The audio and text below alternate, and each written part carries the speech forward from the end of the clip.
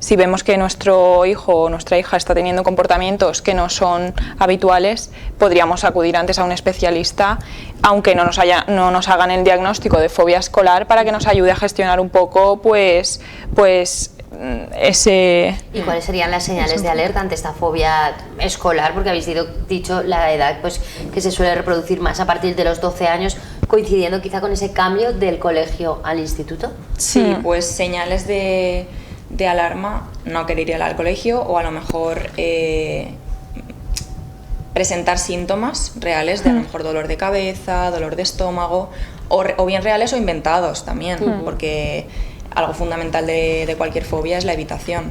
Yo voy a evitar, si tengo miedo a las arañas, voy a evitar a toda costa encontrarme con una araña, o si tengo una fobia social voy a evitar a toda costa estar en un sitio rodeado de personas. Entonces, sobre todo la evitación, eso es lo fundamental, no querer ir al colegio, o una vez he ido al colegio, la típica llamadita de mamá, me encuentro mal, ven a por mí, que a lo mejor que puede ser porque te encuentras mal, claro, o puede ser porque no quieres estar ahí, porque te produce malestar estar en el colegio. Y podríamos decir que la evitación es lo que mantiene las fobias. O sea, el evitar algo lo que tú evites, lo mantiene. Sí, cuanto más evites. Por eso las fobias se tratan con terapia de exposición. Sí. Puede parecer un poco chocante, pero es eso. Sí, o sea, sí. Si no te expones, no vas a superar una fobia. Entonces, señales, pues un temor muy desproporcionado, porque a lo mejor un temor desproporcionado y irracional, porque a lo mejor podemos pensar, ostras, pero si mi hijo no quiere ir al colegio porque le están haciendo bullying, eso no es un temor desproporcionado, es un temor real. Ahí hay una no sería causa. Una fobia. Claro. Entonces no sería una fobia. Luego el tema de la evitación, ser algo que sea algo que no se puede explicar. O sea, un niño no te va a decir por qué tiene fobia. Es algo que no es racional. Al fin y al cabo, una fobia es algo que no es racional. Una fobia no es racional. No, es un miedo irracional, porque existen miedos racionales, como puede ser miedo a que se caiga al techo. Eso es un miedo racional, porque es que...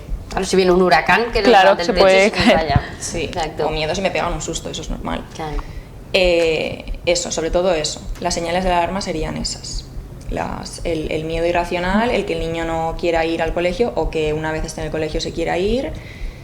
También podemos tener sintomatología física, como a lo mejor también ataques de ansiedad, una vez está en el colegio, ataques de ansiedad, o muchos problemas digestivos una vez en los momentos de antes, ¿no?, de ir al colegio, o en el colegio mismo. Y síntomas más cognitivos, como pues eso, el no poder explicar qué es lo que te da miedo de ir al colegio. Situación. Porque a lo mejor no te saben decir, ¿por qué te da miedo? No lo sé. No lo sabes. Es que no quiero ir al colegio. O sea, no quiero ir al colegio. Y también que sería específico, como digo, del colegio. Luego estaría el trastorno de ansiedad por separación, que en lo que radica el miedo es en estar separado, o que ocurra algo a tus padres, o bueno, a los... Claro, porque ese miedo de descubrir, claro, has dicho algo que todos los niños, yo creo que esa fase la pasan, es cuando descubren la muerte, y ese miedo a que los padres les ocurra algo, a los abuelos les ocurra algo, y esa necesidad de no querer separarse de ellos. Que el miedo a la muerte también es verdad que es un miedo evolutivo. Es un miedo por el que todos los niños pasan en algún momento. Bueno, y es algo normal. Lo que pasa es que cuando ya se pasa a un extremo, digamos que los trastornos no son algo diferente de una conducta normal. Es una conducta normal, pero llevada a un extremo. Entonces, y prolongada en el tiempo. Si yo tengo un miedo evolutivo, que es un miedo a la separación, o un miedo a la muerte de mis padres, o miedo a una catástrofe, y eso se prolonga o se hace muy grave, el miedo es muy grave, muy fuerte, ya tendríamos un trastorno. Además, hay un criterio también de duración, que serían unas 4 semanas. Sí, tiene que haber para que puedan decretar que es un trastorno de ansiedad por separación. A lo mejor mi hijo no quiere ir al colegio la primera semana. Claro, y no es una fobia escolar, es un trastorno por separación. Es porque no tiene ganas de volver a la rutina.